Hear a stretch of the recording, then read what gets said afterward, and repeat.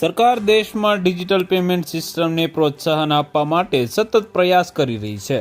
આ ક્રમમાં મોટી નોટોનું ચલણ બંધ કરવાની વાત થઈ રહી છે। આરબીઆઈએ પહેલાથી જ 2000 રૂપિયાની નોટ છાપવાનું બંધ કરી દીધું છે। હવે 500 રૂપિયાની નોટ બંધ કરવાની તૈયારી ચાલી રહી છે। ચાલો નિષ્ણાંતો દ્વારા તમને જણાવીએ કે 500 રૂપિયાની નોટ ક્યારે બંધ થઈ શકે છે। બેન્કિંગ નિષ્ણાંત અશ્વની રાણાના મતે આરબીઆઈની સંમતિ પછી સરકાર માર્ચ 2026 પછી 500 રૂપિયાની નોટ બંધ કરી શકે છે।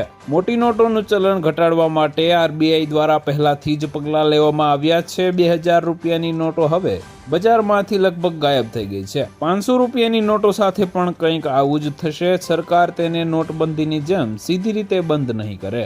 નિષ્ણાંતોના મતે આરબીઆઈ પહેલા બેંકોને એટીએમમાં અન્ય નાણાંના વ્યવહારમાં 100 અને 200 રૂપિયાની નાની નોટોનું પરિભ્રમણ વધારવાનો નિર્દેશ આપી શકે છે। તે પછી જ તેના વિશે જાહેરાત કરી શકાય।